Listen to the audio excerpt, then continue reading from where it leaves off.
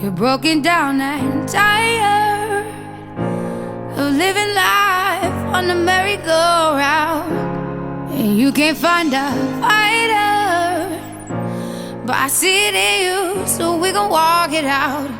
Move mountains, we gon' walk it out and move mountains. Okay, hi. So it's been a while since I posted a video like this. I've actually had one of these videos posted before on a old YouTube channel that I had, but unfortunately some things happened and I deleted that email and that whole YouTube channel. So I'm posting another one mainly because it's September, and you know that means that it is PCOS Awareness Month, as well as, if I'm correct, I want to say it's another awareness month as well, but I know for sure PCOS. And so I do know a lot of people on my Facebook page, my Instagram, and in my family and some friends do not really understand what PCOS is. PCOS is short for polycystic ovarian syndrome, and some people actually have PCOD, I believe. It's polycystic ovarian disease or disorder. It's very difficult for people who do not understand it or can't understand why you're a certain age and don't have children or can't have children or having all of these other issues going on with you. They are constantly thinking that a lot of people with PCOS are making excuses, that there's no way that their PCOS can cause them to have weight gain or facial hair or hair falling out and all of these other symptoms that people categorize with just PCOS. I'm here to give a snippet of information to help family members, friends, trainers, anyone that is looking at this video so they can understand PCOS. Odds are that you did click this link because, one, you have questions about PCOS, or you think you might have it and you just want to do a little research before you go to the doctor. That's what happened with me. I kind of diagnosed myself before my doctor did a decade ago. Or you're a family member, a friend, a trainer, a physical therapist, a fitness instructor, or anything like that, that just wants to know a good amount of information about PCOS so that you can help someone in need or be there or comfort or just be that person that we all need whenever we're feeling down or depressed. I'm here. I got all the answers for you. Well, most of the answers. I'm pretty, how can I put this? I'm not going to say I'm an expert at it. I'm not a doctor. I haven't got a degree for understanding all of these issues as well as PCOS. But again, it's been over a decade for me since I've known I've had it, and I'm pretty okay with understanding how to manage it and how to take care of myself with PCOS. Now, when it comes down to PCOS, polycystic ovarian syndrome, there's not just one type. You can't put everyone with PCOS into one box. It doesn't work like that. There's a couple of types of PCOS. I did get some papers just so I can make sure I'm saying it grammatically correct and the way that it should be spoken or taught. But there's so many variations of PCOS and other diseases that link up with PCOS. I did talk to one of my close friends earlier today when he posted a video about PCOS, and it was sweet. It helps a lot. It would help a lot of people regarding how to lose weight with PCOS as far as dieting. I let him know that everyone with PCOS does not need to lose weight. A lot of people with PCOS don't gain weight. The only reason that some of them gain weight is they were trying to have a baby and they took some of the drugs, some of the steroids, the birth controls to try to get our body in a certain rhythm in order to do things like IVF, IUI, or egg retrieval for a surrogate. That is why they ballooned or gained weight, or is that their PCOS is also triggering other things like the adrenal gland or their thyroid. It's not necessarily that they need to eat a certain way to lose weight to get their PCOS under control. For people like them, like me, yeah, I've gained weight, but mine is all from my fertility treatments. I have had rounds after rounds after rounds of IUIs and IVFs, egg retrievals. I've taken steroids before everything, a lot of birth control, to get my body on a certain rhythm in order for the fertility treatments to work. So that's why I and a couple of other women gained weight. And I promised him that I will link him when I share this so that he can help others. He's a physical therapist, so actually not a physical therapist, he's a physical trainer. He helps people, get their weight loss journey ongoing, and to stay healthy and to lose weight or tone up or gain muscle, everything in far as that. But a lot of people are under that misconception that have heard of PCOS, and the only person that they really look at as the informational side of PCOS is Whitney on the TLC My Big Fat Fabulous Life. And she's not going to be the best candidate to get the information from PCOS. I love her, I love the show, but she is not the best candidate for it. She just says, I've gained weight because of PCOS, and there's a lot of people that's not the case. Most women with PCOS, that's not the case. There are some that did gain the weight from when they, had PCOS, or they've had PCOS so long and they never knew it, but when they figured out, they just associated that with why they were gaining weight and not able to lose. But like I said, there's so many things that link up with it. And so when it comes to PCOS, I'm going to do most of it off the top of my head as my eyes refocus, because the flash of my camera just blinded me for a second. There we go. All right. So when people hear PCOS, and the people that are diagnosed with PCOS, or like me, if you thought that you had PCOS, a lot of the symptoms are going to be the same. You will have some excess hair growth in places you don't want it to go. For me, it's my chin, my lip, and my tummy. It's not bad. I'm not looking like a werewolf or anything, but it's hair that you just don't want, and you can't control that. Even if you take all your medication for your hormones, it's still going to come, but just not as bad as I've seen with other people with PCOS. Your cycles or your periods will become irregular. You may skip months. I've skipped almost a full year a couple of times without a cycle at all, or they can become very irregular, meaning that they just aren't only missing, but they can also go on for a long time, weeks, months. Again, I've had periods of time during my life that I've had, a cycle go on for 3, 4, 5, 6 months straight with no stop. And they, before they diagnosed me, it was, oh, you must have endometriosis, you must have this, you must have fibroids, you must have. No one wanted to hear that, hey, I think I have PCOS. I've done my research. Can you please check me for this? You're going to have a lot of people I know with PCOS, especially me, that have my type of PCOS, have oily skin, or skin that can get pretty oily. It's not just because, oh, I'm just oily skin type. It is from, PCOS. It is from your hormonal imbalance. It's just how it goes. We don't have, dry skin.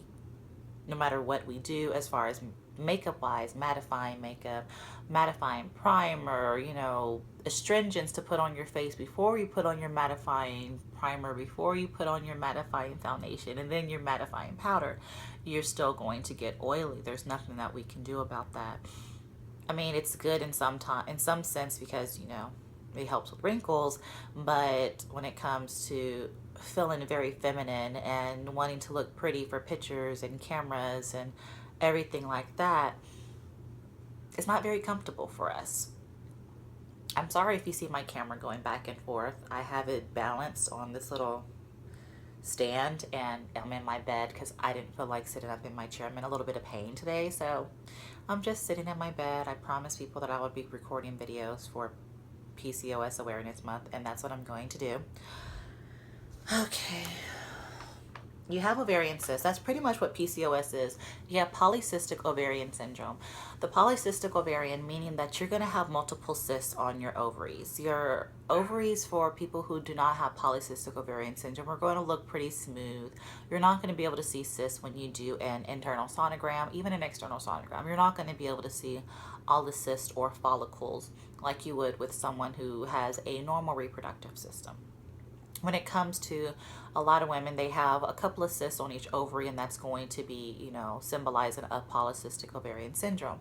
Those cysts or follicles in a normal person with one follicle or two follicles would mature and ripen during their cycle and will burst or release during ovulation. That will help them in order to have a baby. With PCOS, our follicles can get big, but they will not rupture or ovulate.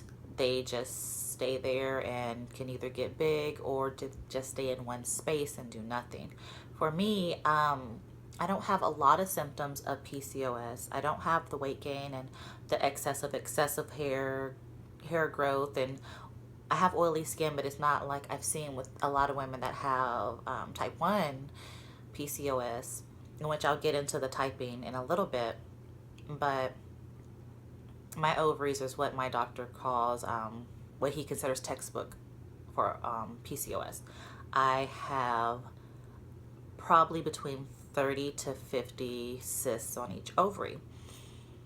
That was helpful when it was time for my egg retrieval, being that I have so many cysts on my ovaries and that my PCOS is at a certain stage right now. I don't ovulate even with some of the medications they give people for PCOS or infertility to help them ovulate, like the Clomid or the Femara. Again, that's going to be another video that I'm going to record right after this and publish probably tomorrow once I get this one set up tonight. But I have to do trigger shots for mine, and with all of my cysts on my ovaries, amazingly, I was able to retrieve 61 eggs. They are able to get 61 eggs for my egg retrieval. So that's a big number. A lot of women can do, they might do 1 or 2, maybe 10, 12, 15, 25, but I did 61. And so polycystic just means you have a lot of cysts on your ovaries, and 9 times out of 10, those cysts will not ovulate on their own in order for you to have a baby. Or your ovulation may happen once or twice a year, and this is another, again, going to be something I go over the next videos when we do a lot of things like the ovulation testing and all the medications and so forth and so on. We talked about the excessive weight gain. Like I said, a lot of people do not get the weight gain around the stomach or anywhere else with the PCOS. Some have pelvic pain, and that can also be accompanied with people having PCOS as well as endometriosis, where they will have that pelvic pain, or the pelvic pain will be from when the cysts rupture, but they don't ovulate, which that can happen. You can have a cyst rupture, in which I've had that happen several times. Sometimes it's so painful that you might have to go to the hospital and be hospitalized because of the rupture and because of the fluid that might come out of it. So sometimes it can rupture and cause you to bleed, and that's when you have to go to the doctor. But most of the time the rupture is just pretty painful. You might be out for a couple of days, and you should be okay, after that. If you ever do have a cyst rupture, everyone with PCOS do not feel the cyst ruptures. And so for those that do not feel it, congratulations. It's a wonderful feeling if you can never feel it.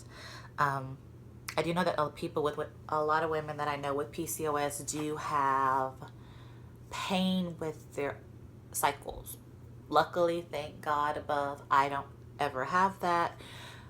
For some reason, I just don't. Even when I was pregnant with my son recently, when it came to my contractions or everything like that, I didn't know I was having contractions until probably like 4 weeks before I delivered. And I was feeling pain, but it wasn't where, they said the contractions should be. All of mine was in my lower back, and I've always had back pain, so I just associated with that and didn't alert anyone that was going on. And so you have skin tags. I don't think any of my skin tags are showing. But if you don't know what a skin tag is, I will make sure that when I edit this video, I put a link below for you to tag, and so you can click and see what a skin tag is. It's pretty much going to be an excessive amount of skin that comes up to a little point or a little thin peak that kind of sticks off your skin like a tag. It's exactly the way it sounds and exactly what it is. It's a skin tag. It's a tag on your skin, a piece of skin that kind of hangs off, not long hanging off, but you can feel it. If you were to rub your body across it, you would feel that it would move left and right like a little flap.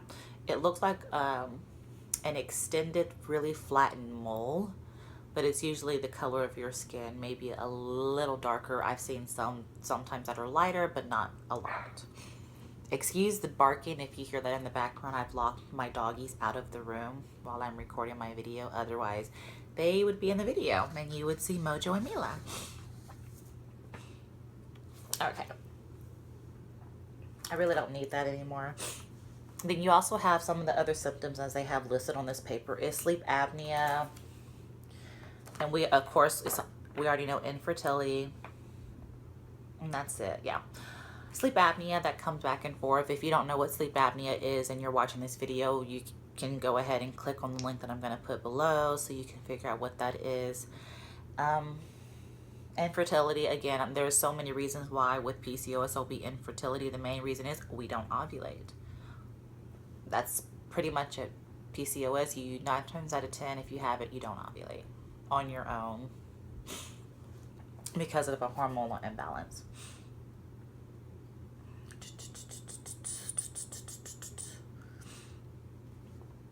We usually have an increased level of testosterone. I don't know why I'm looking at this. I think I just really want to make sure I have everything right that I'm giving you, and I'm just kind of checking back and forth. But yeah, you're going to have increased testosterone. Doesn't mean that we're strong and we can open up everything and, you know, we're Tarzan. It's just that that increased level of testosterone is going to be what causes us to become infertile and have all these issues and the excessive hair growth. And some people with PCOS actually have excessive hair loss. Thankfully, I don't have that. I have a head full of hair on my head, and so I don't really have the hair loss. I've had it once, but I don't think that was from my PCOS. I believe it was from my my blood disorder. And so thankfully I don't have that, because I would probably cry if my hair did fall out. It's not that I'm vain and I just love my hair. It's my security blanket. And so without it, I just feel naked or alone or, you know, vulnerable. And so that's what I love. I love my hair, and my hair has to be long. I've tried it short, and I just, again, felt vulnerable and felt like I wasn't myself. Put it like that. But the first type, the main type of PCOS that a lot of people feel that they have, or when they hear PCOS, and even a lot of doctors, a lot of OBGYNs, they know of PCOS, but they don't always do the deep research with the PCOS to give their patients the correct diagnosis. That happened to me when I finally had a doctor believe or listen to me say that I have PCOS, or I think I have PCOS. He politely gave me metformin. Metformin is an insulin pill that they give to people with diabetes, because a lot of people with PCOS do have insulin resistance. Okay, so with the insulin resistance, your sugar should be high. It's going to go high. You're going to resist all of these things. Your body's not going to break down carbs and break down sugars and everything that you need in your body the correct way. The metformin almost killed me. I'm not over exaggerating. I do not have insulin resistance with my PCOS. I am what they consider type 2 or a non-insulin resistant PCOS. I don't have high blood sugar at all. My blood sugar is always low. When I took the metformin, and those of you who might have diabetes or have PCOS that's watching this video know what the metformin does to your sugar and how it helps lower it and keep it low. Mind you, my sugar normally runs low. I took one metformin pill twice a day for 3 weeks, and I was sick all those 3 weeks, but I still worked. I'm thinking, like, you know, it's okay. I must have a bug. finally, I decided to go to the doctor just for a checkup and to make sure that my sugar was where he wanted it to be. They put me in the hospital for 3 days because they checked my sugar, and my sugar was at 40, I believe. Yeah, my sugar was at 40. 40 even. And that is dangerous. That could have put me in shock or put me in a coma. So they put me in the hospital to figure out what was going on. Finally, I told them, the newest medication I had taken was the metformin. And they pulled me off metformin and told me never to take it again because I do not need it. When it comes to the insulin resistant, that's going to be the one that does have the excessive weight gain. So if you're, your cycle start and you're going through all of your changes and you find yourself gaining weight, and you figure out that you have PCOS, 9 times out of 10 you do have the insulin resistant PCOS. Excuse my sniffles. You do have the insulin resistant PCOS, which is going to be causing the weight gain, which is going to have the metformin that you're going to need to help keep your blood sugar in order. If you have no blood sugar issues, you don't have the excess of weight gain, you don't have the super amount of hair growth or hair loss or all the other symptoms that I said, besides the cysts, you're going to have the cysts on your ovaries to be considered polycystic ovarian syndrome. Then you would have what they consider type 2, or they also call it non-insulin resistant. If you want to hear exactly what it says,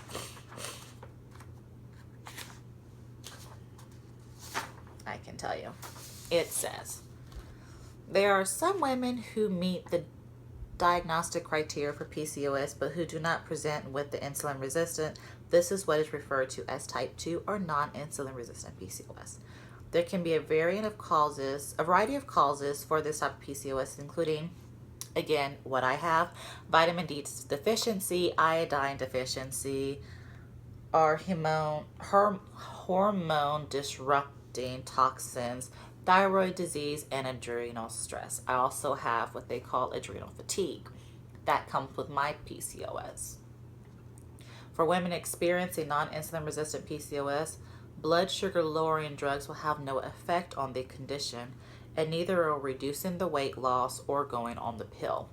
Remember I told you I was on birth control and all of these things, because when you have PCOS, the doctors say, oh, you have PCOS, here's your prescription for your birth control, here's your prescription for your metformin, go ahead and eliminate all these carbs out your system, don't eat all of these, eat strictly these vegetables. Me doing exactly what I was told is what caused me to gain some weight and continue to gain weight. The metformin just made me sick. The metformin makes you vomit, makes you go to the bathroom, and I'm not talking number one constantly. It just does all of that. That's what it does with people with diabetes too, because it's just that it's kind of hard on your stomach. It's hard on your body. When I did eliminate all of that, I started to feel better. However, no doctor at that time ever checked me for vitamin deficiency or iron deficiency or any other hormonal imbalances. I remember when I was younger, before I even had a period, my doctor, my pediatrician, and my mom had them check my thyroid, and that's how they figured out I had thyroid issues, and that's why I was so tiny. I was super tiny in high school and in middle school. I mean, I think I graduated high school maybe weighing $110 wet, 110 pounds wet. I was super tiny, and I'm 5'4.5". So I'm 5'4.5". I'm straight up and down. If I can find a picture of how tiny I was, I will link it. If not, I will make sure that I put it on my next video when I talk about, PCOS, infertility, and pregnancy. But I was tiny. And so I know I had a thyroid issue, and it comes and goes with me. Right now, they say my thyroid's okay. I think my thyroid might be a little clunky, if you will, right now because of me gaining weight and gaining it faster than I probably should, especially when I eat healthy. I think my problem is, and my friend who's my trainer knows, that I have a hard time eating 3 meals a day. Sometimes with PCOS, you aren't hungry. You don't feel like eating anything.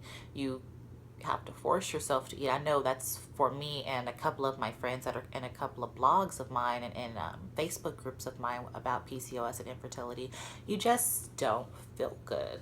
You sometimes just don't want to do anything but sit at home, drink juice or water or whatever, and that's it. But yeah, type 2 or non-insulin resistance is one of the harder ones to detect. So if you're feeling like the metformin or that anything is not responding well, let me scratch that. If your doctor tells you that you have PCOS, ask him to do a full check, or ask her to do a full check on your thyroids, your sugar, your everything. Just do a full check, a full CBC. I need them to check all of the metals, everything in your system, and to see exactly what type you have. Have them make sure they check your vitamin D, your iodine, your calcium, everything. Everything under the sun.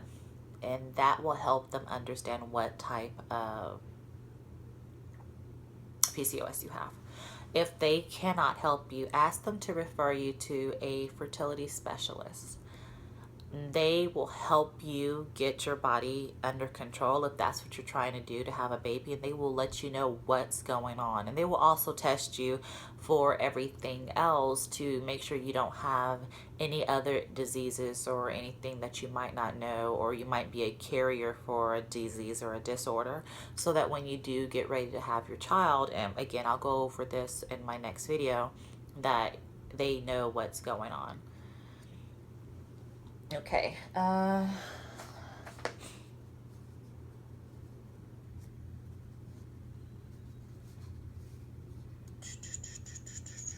making sure I don't have anything else that I need. No, I do know that a lot of stuff that you see online is going to sound scary, but a lot of it is not accurate of how to maintain or manage your PCOS, or manage your body, or manage your hormones. I mean, I've tried everything under the sun, and I've actually figured out what works for me, and I've helped a couple of other people in America, or my friend that's in the Bahamas and in Europe. I have friends all over that I communicate with about infertility. We've helped each other with things that we use to help, them either balance their body out, balance their hormones out, eat better, lose weight, grow their hair back, even have babies. So what works for me, I'm going to show. And if you want to use it, you can use it. If not, that's fine. Let me take some coffee for a second. Okay. So, first thing first, for me, when I figured out that I was having the excess of oily skin, and I've been trying to find something for years that I can use on my face besides a Dove Beauty Bar or Olay Beauty Bar for my face, which I just started using just only hot water because I couldn't find anything. I went to Old School. This is a Beekman goat milk soap bar, and it's the honey orange blossom flavor or scent. It smells really good. It looks like this. Yeah, it looks like this. They actually have a website, and it's going to be Beekman, which is BEEKMAN 1802, which is 1802.com. I can use this on my body. It doesn't have all those toxins. Everything is what you would do if you were making homemade soap, organic homemade soap. And it actually helps my skin. I have very sensitive skin. This actually helps. It actually dries up some of the oil on my skin, so I'm not so oily, and I'm not just feeling like I need to scrub the oil off my skin daily. And that has helped. This has helped a lot, and this is my last bar. The bars last a long time too. I just need to get some more. I'm probably gonna order some before we go on our cruise. Since I do have vitamin D deficiency, I have my vitamin D3. I think this one's the 2000 IUs. And I got it from Sprouts. I think this is one of the higher ones that they can get. It wasn't super cheap, but it wasn't very expensive. But I had to get it, and I think I take one of these a day. That's what it looks like. Oh, make sure I don't want to cover it up. Hopefully it's able to focus. But I do take one of these a day. They're not very big, and they don't have that caulky vitamin taste that I hate the most. Trying to see, because it's so tiny, so I'm gonna have to put it against a white background. This is the pill. It's very jelly, as you can see. It's kind of, I can close my finger on it a little bit, and that's what I take once a day. I started taking that for a while, and then I stopped, and when I stopped, I started to feel weird and having some other issues. So I started taking it back again, mainly because my doctor made me. Okay, I should have put everything closer. Okay, I tried to be proactive and take vitamins. These did nothing. Some people, multivitamins help them, and it makes them feel better, whether it's PCO, you have PCOS, you have thyroid issues, you have endometriosis, you have anything that goes on with your body. A lot of people take multivitamins because they're like, everything's in here. These were too big. They were bigger than some prenatal pills I've taken. This is the pill. Look how big that freaking pill is. It was too big. It tasted horrible. It smells horrible. I felt like I was burping up like a grandmother's medicine bag all the time because it was just horrible. So I stopped taking multivitamins. I do not take a multivitamin. My doctor may see this, and my primary care might ask why I don't. I just don't. I feel that it's too much, and I'm still going to have to back it up with other things. So why not just me take a whole bunch of single vitamins instead of trying to do a one-stop shop, which does not work for me. So I have pretty much a full bottle. I think I took 4 pills of this. What I do take, in which a lot of people who have PCOS, if you're trying to get your hormones under control, even if you don't have PCOS, but if you have it and you want to have a baby, you need to go ahead and start taking your folic acid, and it's going to, it says important vitamin for women of childbearing age. But it's going to pretty much help your body get everything in order and get your levels where they need to be. So when you do have a baby, the folic acid you'll probably double or triple up on to help with the baby. And I believe it's to help with the baby's growth and brain or neural development. I also take zinc. I take my zinc because, again, PCOS is an immune issue. It's going to deal with it can deal with your immune system. It also deals with your fertility, your infertility, and your hormones. I take the zinc because it helps me as far as immune health wise, and that's what it's for, is to help your immune system. I take it to help that. It helps me just feel better. And I don't have a strong immune system because of my blood disorder, so I don't need to be sick and then have everything else come crashing down. So I do take my zinc, and it helps me feel better most of the time, or stay well, but I do eat well. So I take prenatals. I'm missing a pill. Oh, no, I'm not. These are the 2 I take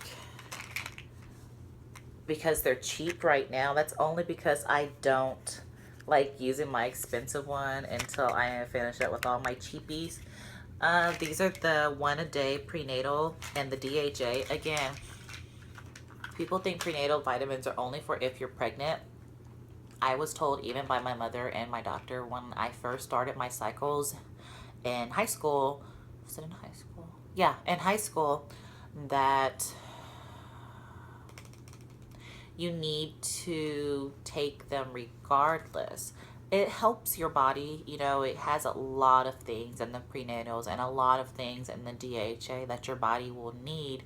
And it just makes you feel better. And hey, for girls, it's good for our hair and your nails. This actually, I had some of my friends overseas start taking their prenatal vitamins when they were telling me that they have type 1 PCOS and that their hair was falling out. I mean, one of my friends, she showed me she was brushing her hair, and clean brush, as soon as she pulled it out of her hair, a lot of hair, probably like this much hair, was in her brush because her hair was just falling out from her PCOS, because her hormones were so everywhere that she needed a way to get her hormones on track and to help her skin and her nails.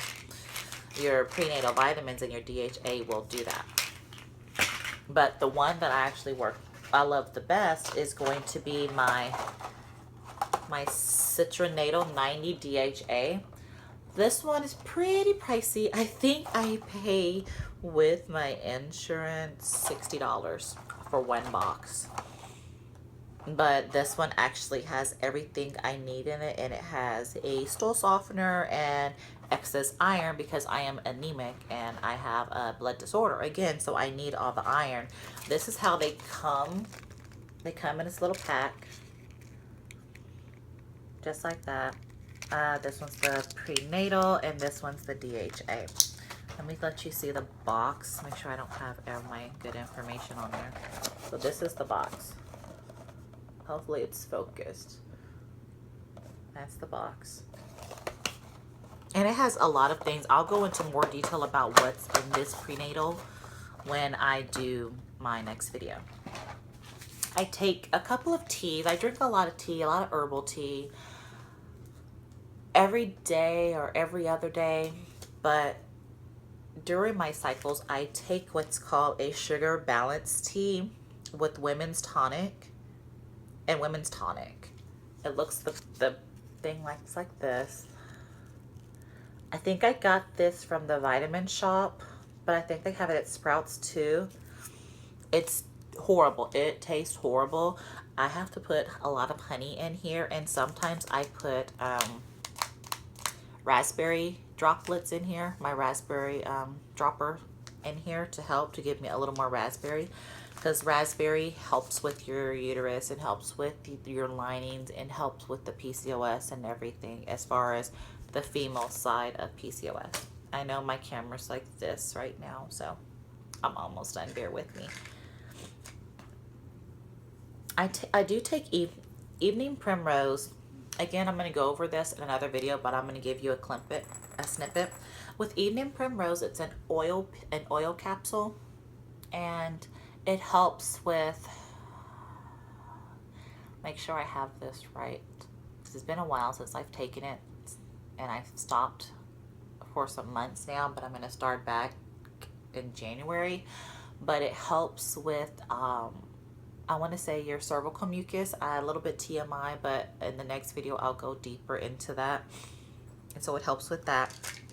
Another one with PCOS, like I said, do not have their cycles. If you do not have your cycle and you have PCOS, or you think you have PCOS, I need for you today, tomorrow, ASAP, either on Amazon, go to Vitamin Shop, go to CVS, Walgreens, check and see if Walmart has it.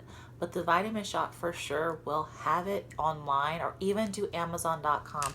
I need you to get with either the Chasteberry or just get Vitex. This is Vitex. Vitex is what's going to help bring your cycle on. It has worked for so many women that I know of, and online, even if you were to look it up online, Vitex helps so much. There's also some teas that you can get online on Amazon. I don't have my other tea anymore. It's a loose leaf tea, but I'm going to order it again. This helped me before I did my last 2 IVF cycles. Even though I was taking all this other medication and shots with my doctor, I took this because this also helped with my lining, and I wanted to make sure my lining was shed of all the negative things, and that, my cycle was where it needs to be. I was already having a period because they had me on all these medications, which had it like clockwork, but I didn't feel like it was the type of cycle that I needed to get my lining where I needed it to be. So I took this. It helped with my cycle. It actually made those last 2 cycles a little bit heavier, but I knew then I was shedding the negative things off my lining. But this, when I went almost a year without a period, this is what brought it back. Taking this, I took it for 3 weeks, and my cycle came the first day of the 4th week. Some people I've heard have taken it for a week and they got their cycle, a couple of days and they got their cycle.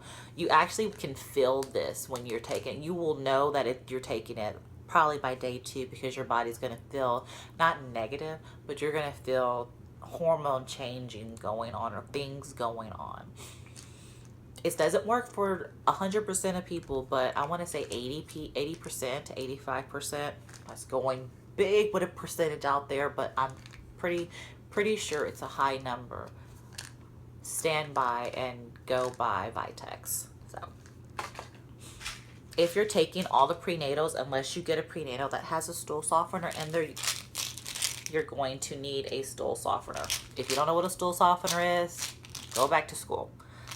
Something that obviously it does exactly what it says, but it's going to help you, because you can get constipated with the excess iron from the prenatals or taking iron supplements. I do take an iron pill as well, but I'm out, so I have to get another one.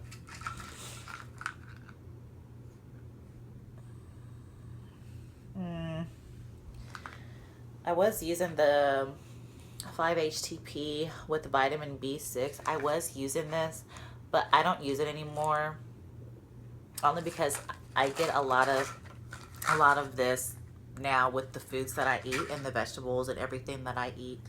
That's what I take, and it actually has helped level out my hormones a lot. So I do have a cycle now every month without, the medications. I just don't ovulate. So my next goal is to see if I can ovulate without the medications, but I mean, I have a lot of eggs and embryos frozen, so I'm not really worried about that. So we will, have a baby again. My son did pass away, 3 days after he was born, but that wasn't because of the PCOS. He was just really early, and that was due to my body being fragile from other disorders that I have going on. So, rundown, recap. There's 2 types of PCOS. There's the traditional or type 1, which is an insulin resistance, meaning you're going to need something to help get your sugars balanced. This tea would help, as well as the metformin and other medications, and changing your diet and removing the carbs and eating more protein and vegetables. That will help. Now, the type 2 is the non-traditional type 2 non-insulin resistant PCOS, in which you have some of the symptoms of the PCOS, but you do not have the insulin resistance. You do not have a lot of the excess hair growth or hair loss. Everything's not going to be excess like it is for type 1. And you are not going to have the weight gain. 9 times out of 10, you will not have that excessive weight gain.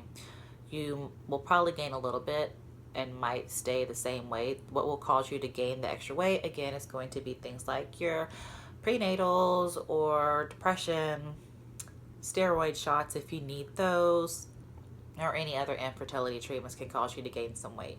But gaining weight and having a chance to have your baby, I mean, I will take that chance any day. But we all still have to eat right. A lot of water. I drink a lot of water. I actually removed like all my water bottles. Between this week, I was so lazy and I just wasn't feeling good, but I had like 7 water bottles lined up on my wall, on my nightstand over here, and on my headboard, I should say. But drink a lot of water, eat a lot of vegetables, a lot of green vegetables, a lot of grain, well, not say grain, a lot of beans, not a lot of grains, but a lot of beans. If you do want to eat carbs, I would say try to find a healthy carb, but try to find an organic or brown or whole wheat, something that's going to be a little bit lighter, but don't overdo it. Don't overdo it with the oils. Try using olive oil. I do a lot of olive oil when it's cooking or baking, and a lot of canola oil. Something that's not too heavy. Just limit the dairy a lot of women with PCOS, that's what I forgot to mention, whether you have type 1 or type 2, you need to limit your dairy intake. You have to limit your dairy intake. On a lot of things that you read online, it's going to say limit your dairy intake. You have to limit it. If you love milk and think you have to have milk, drink almond milk. Something that is not dairy. You have to limit it. If you need the vitamin D or you need that, take a calcium pill, take a vitamin D pill. But you need to limit that dairy intake. There's just some things that goes on with the dairy and all the milk and everything that you take in that affects our body a little bit differently when we do have PCOS. I am doing some research to see comparisons and taking polls of ages who have PCOS right now, just to see if some medications that were given to our mothers for morning sickness, and as well as the powders that might have been used on us at that time, could have caused or helped push the PCOS. I do know that with some of the top powders that they used back in the day and now, that it had caused ovarian cancer, which could have very well caused PCOS. So I'm doing some research, and if I do get my research where I need it to be, I will call, the correct companies and send my research in, just so we can let people know that this could have played a part. Because I do know my mother was given, and a lot of my friends that have PCOS's mothers were given a certain medication for their morning sickness if they had excessive morning sickness, and that medication is no longer on the market. And so it was pulled off because it was causing issues with children. And I want to see if one of the issues was PCOS or infertility. So I know it's a lot of information, and I might have been all over the place with it, but hopefully it was as helpful as it could be, just so you can get a baseline understanding of PCOS. My next videos are going to be, strictly talking about dieting, helping your PCOS, how to plan and prepare for the baby, how to plan your body as a temple to be healthier for possibly starting your ovulation yourself or getting fertility treatment. So if you do have any questions about those next videos, or want to know specific questions about those next videos, or if I didn't answer a question that you have right now, I probably know the answer. 9 out of 10, I know the answer. I just didn't think about it because I was going to write everything down, but there's just so much and so many questions that people can have that I just might not know the question that they're asking, but I probably know the answer. Just leave it down below in a comment. I will also leave my contact information as far as an email address, or a way that you can direct message me or inbox me on Facebook, Instagram, Twitter. I have a Snapchat. I'm not on it that much, but I'm going to get back to it. I'm going to try to link all of that below. But until then, enjoy the rest of your Saturday, and bye.